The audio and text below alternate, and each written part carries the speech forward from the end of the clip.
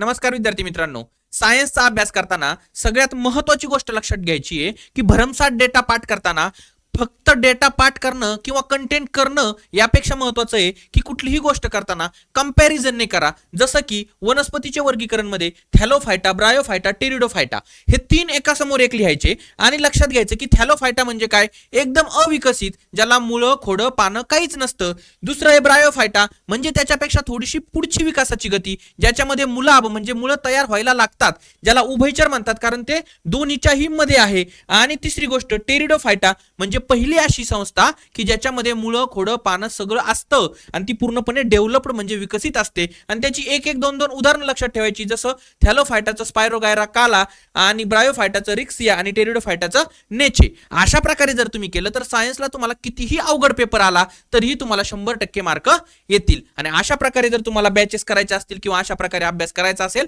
तर आपल्या science bye Pramod sir या ॲपवरती सर्व बॅचेस उपलब्ध आहेत. धन्यवाद.